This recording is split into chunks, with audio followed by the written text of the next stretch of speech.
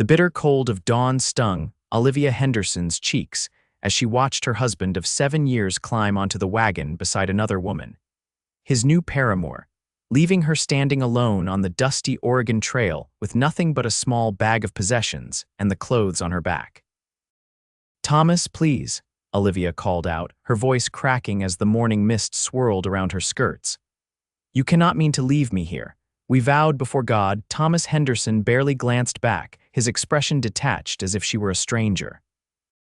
The blonde woman beside him, Clara Wilson, the banker's daughter who had joined their wagon train in Independence, looked straight ahead, chin raised in silent triumph. "The vows meant nothing to you when we lost the baby," he said coldly. "You've been nothing but a burden since then. Clara will make a proper wife in California." With a flick of the reins, the wagon lurched forward, joining the line of others heading west. No one in the wagon train stopped to help. The year was 1852, and the harsh reality of westward expansion left little room for compassion. A woman abandoned on the trail was just another casualty of the journey. Olivia sank to her knees in the dirt, watching the wagon train disappear over the horizon. At 24, she was alone in the wilderness, hundreds of miles from any settlement she knew. The Nebraska Territory stretched endlessly around her, the grassy plains offering no shelter, no comfort. The morning sun now climbed higher, promising another scorching day. 3 days later, Olivia stumbled forward, her lips cracked and bleeding. Her water had run out the previous afternoon, and hunger gnawed at her stomach. She had followed the trail west, hoping to reach Fort Laramie, but each step became more difficult than the last. Her once neat brown hair hung in tangled strands around her face, and her blue calico dress was torn and filthy. When she heard the sound of hoofbeats, she thought it was a hallucination, a cruel trick played by her desperate mind. But the rhythm grew louder, more insistent, until a shadow fell across her path. "Madam, are you all right?" Olivia looked up, squinting against the sunlight. A man sat atop a chestnut stallion, his face shadowed by a wide-brimmed hat. She opened her mouth to respond, but her parched throat produced only a rasp. The world tilted sideways, and she felt herself falling. Strong arms caught her before she hit the ground. The last thing she remembered was being lifted onto the horse, the scent of leather and pine enveloping her as consciousness slipped away. When Olivia awoke, she was lying on a bedroll inside a small tent. A cool cloth rested on her forehead, and the distant crackle of a campfire reached her ears. Slowly, she pushed herself up on her elbows. "Easy there," came a deep voice from the tent opening. "You're pretty dehydrated." A man ducked inside, offering her a tin cup of water. In the filtered light, she could see him clearly for the first time, tall and broad-shouldered, with sun-bronzed skin and eyes the color of a stormy sky. His dark hair curled slightly at the nape of his neck, and a short beard covered his jawline. "Small sips," he advised as she grabbed for the cup. "Too much too fast will make you sick." Olivia obeyed, letting the cool water soothe her throat. "Thank you," she managed after a moment. "I thought I was going to die out there." "You might have," he said frankly. "Not many survive the trail alone. I'm Samuel Grayson." "Olivia Henderson," she replied, suddenly aware of her disheveled appearance. My husband." The words caught in her throat. Samuel nodded, his expression softening. "You don't have to explain now. Rest. We'll talk when you're stronger." Over the next 2 days, Olivia gradually regained her strength. Samuel proved to be a skilled hunter and an excellent cook, preparing rabbit stew and johnny cakes that reminded her of home in Missouri. Little by little, she shared her story, how she and Thomas had sold everything to join the California-bound wagon train, how she'd lost their baby 6 months into the journey, and how Thomas had grown distant before finally abandoning her for Clara. "He said I was barren," she confessed on the 3rd night, staring into the campfire. "That no man wants a wife who can't give him sons." Samuel's jaw tightened. "Some men aren't worth the ground they walk on," he said quietly. "No real man abandons his wife in the wilderness, no matter the reason." "Where are you headed?" Olivia asked, changing the subject. "My ranch in western Wyoming territory. It's nothing fancy, a cabin, some grazing land for cattle and good water. I came east to buy supplies." He hesitated. "I can take you to Fort Laramie if you'd like." You might find passage back east from there. Olivia looked out at the vast darkness surrounding their small camp. I have nothing to go back to. Everything we owned was in that wagon. Samuel nodded thoughtfully. Then you can stay at my place until you figure things out. My sister used to live with me, but she married last spring and moved to Denver. There's room. The idea of having a destination, any destination, filled Olivia with relief. I'll earn my keep, she promised. I can cook and sew and garden. We'll figure it all out when we get there, Samuel said, his voice kind but careful, maintaining a respectful distance that both comforted and disappointed her. They traveled for 2 weeks across the rugged terrain of Wyoming territory. Samuel proved to be nothing like Thomas. He was patient when Olivia needed to rest, taught her to ride the spare horse he'd purchased in a small trading post, and never complained when the weather turned against them. In the evenings, they shared stories by the campfire. Olivia learned that Samuel had come west after the Mexican-American War, tired of violence and seeking solitude. He'd built his ranch from nothing, working as a cowhand until he could afford his own land. "Why aren't you married?" Olivia asked one evening as they watched the stars emerge. Samuel was silent for so long that she thought he might not answer. "I was engaged once," he finally said. "Elizabeth, her father was my commanding officer. She died of cholera before we could marry." "I'm sorry," Olivia whispered. "It was a long time ago." His voice was distant. "After that, the ranch became everything. There aren't many women out here anyway." On the 16th day of their journey, they crested a hill, and Samuel pointed to a valley below. "There it is, home." The ranch was more substantial than Olivia had imagined, a sturdy log cabin with a stone chimney, a barn, corral, and several outbuildings, all nestled against the backdrop of distant mountains. A creek wound through the property, lined with cottonwood trees that offered welcome shade. "It's beautiful," Olivia breathed. Samuel's expression softened with pride. "It's not much compared to what you might have had in California, but it's peaceful." "Peace is worth more than gold," she replied, thinking of the endless arguments with Thomas, the constant criticism, the cold silences.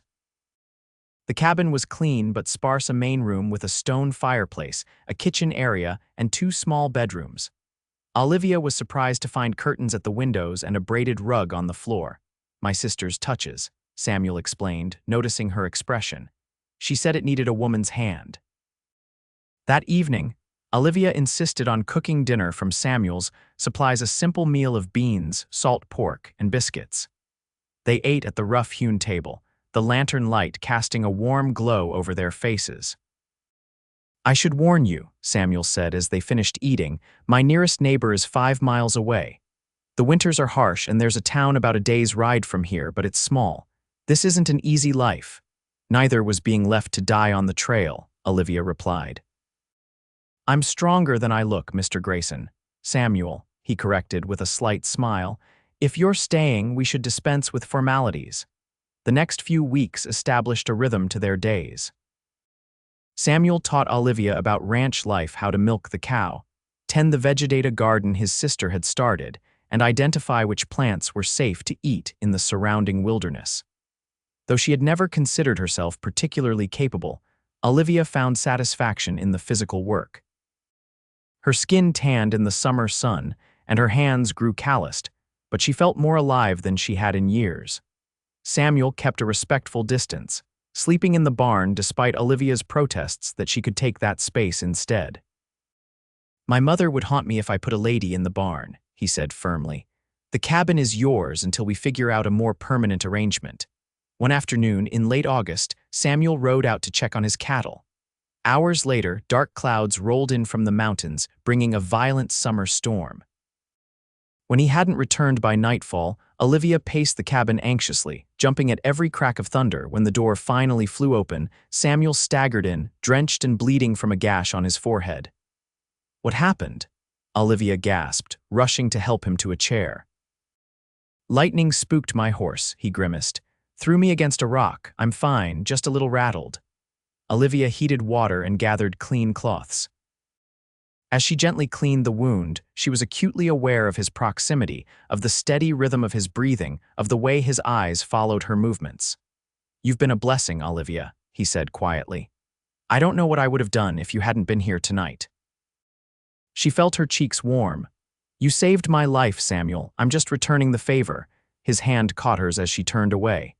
"Is that all this is? Repaying a debt?" The question hung between them, charged with meaning.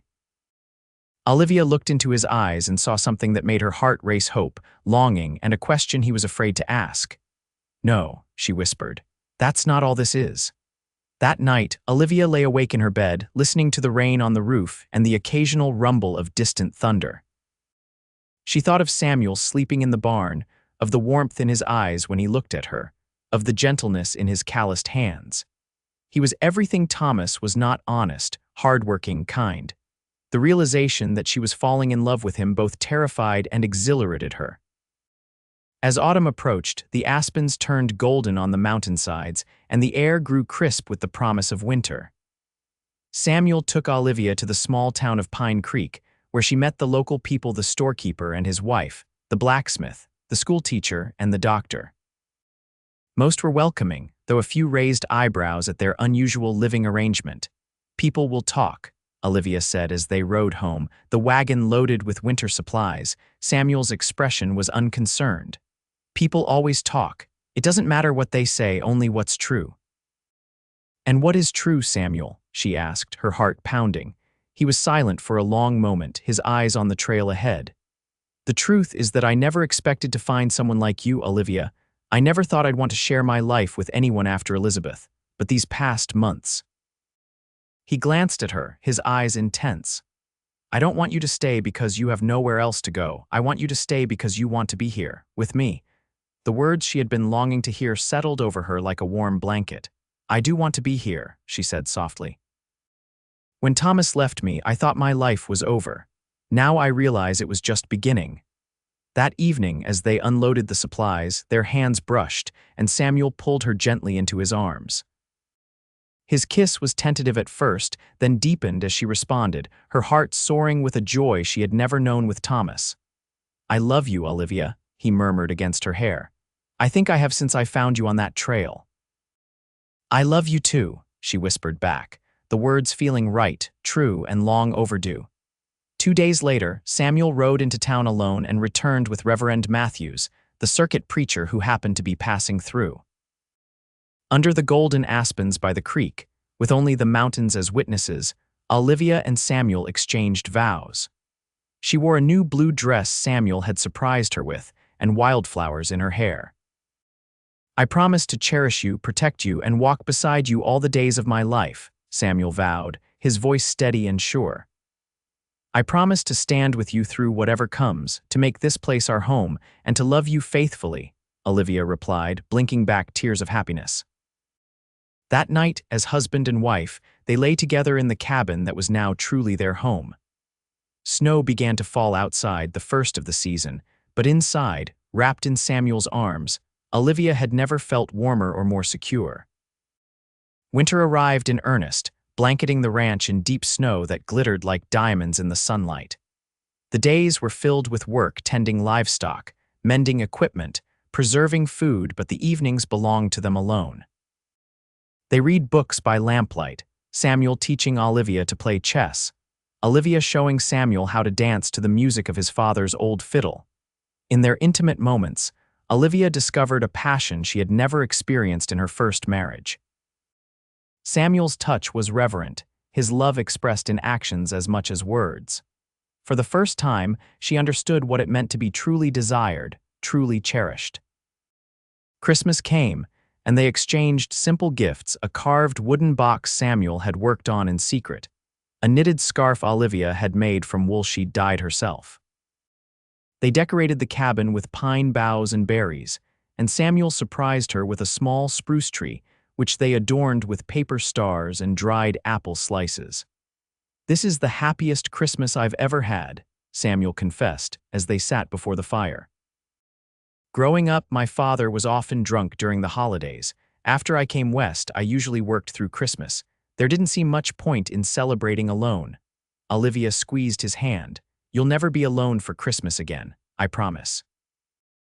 In January, a blizzard raged for 3 days, the wind howling around their cabin like hungry wolves. They huddled together, stoking the fire, telling stories, and making plans for spring planting. On the fourth morning, they awoke to perfect stillness, the storm having exhausted itself overnight. Samuel went to check on the livestock while Olivia prepared breakfast. When he didn't return after an hour, she grew concerned and ventured outside. The snow was waist-deep in places, making progress difficult. She found him in the barn, struggling to free a fallen beam that had narrowly missed the horses. Together, they managed to move it, but as they turned to leave, Olivia felt a wave of dizziness wash over her. "Olivia," Samuel's voice seemed to come from far away. "What's wrong?" "I'm fine," she insisted, even as the barn seemed to tilt around her.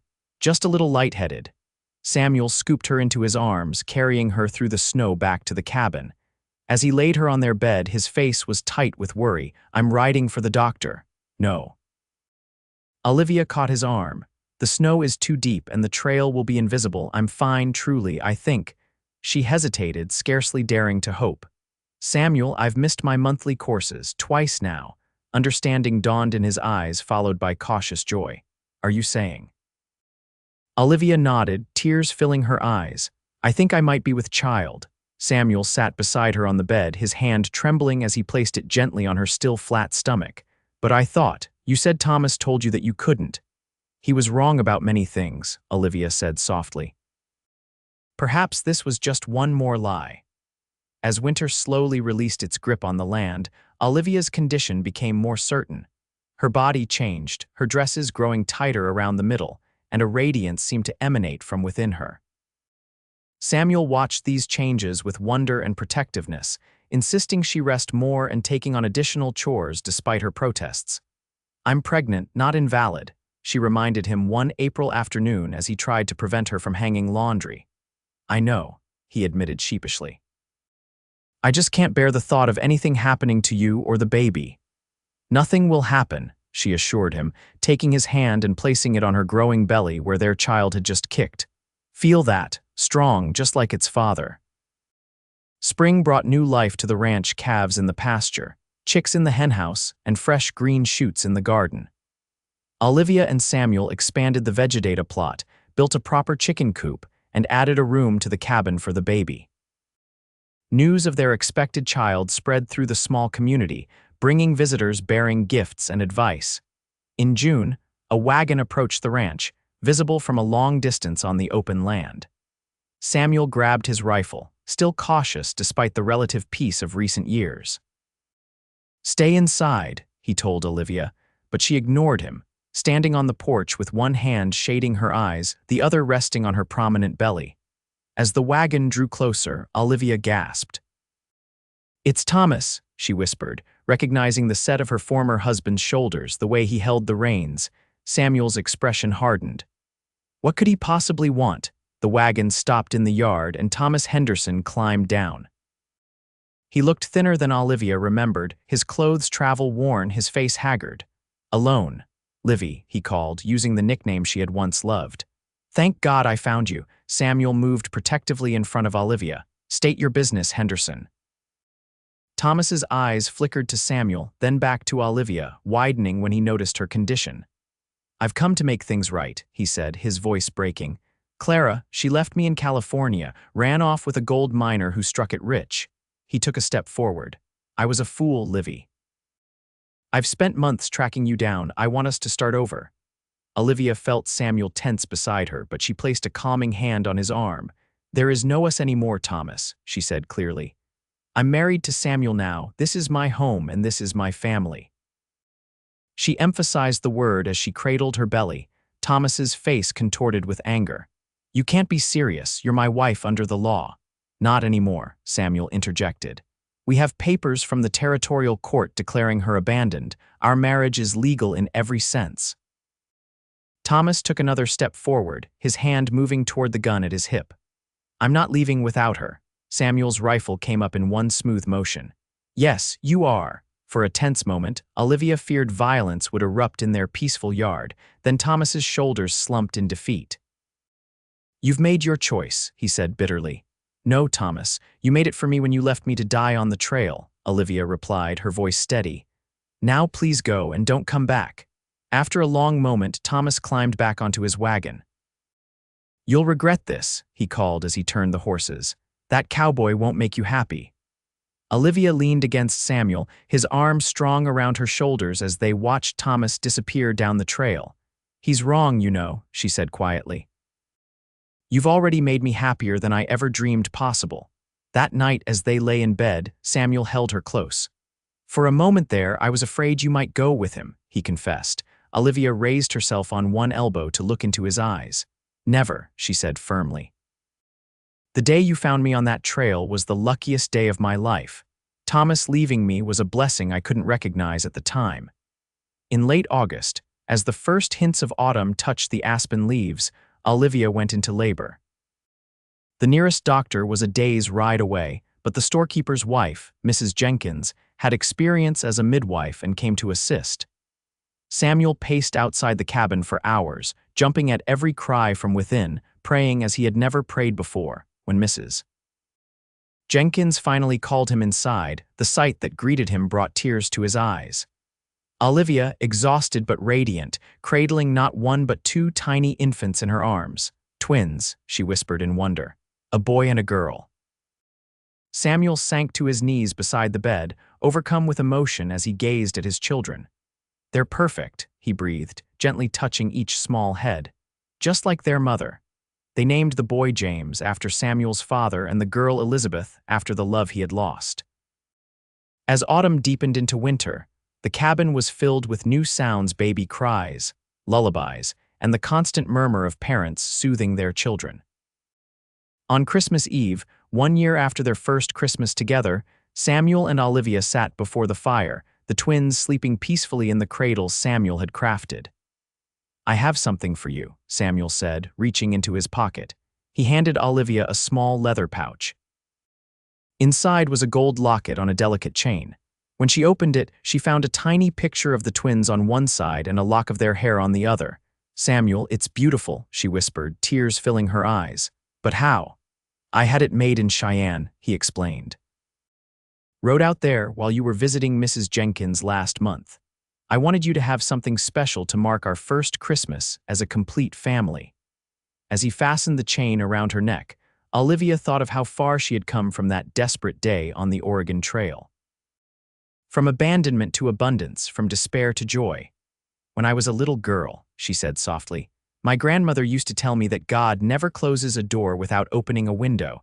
I didn't understand what she meant until now." Samuel pulled her close, his arms strong and secure around her.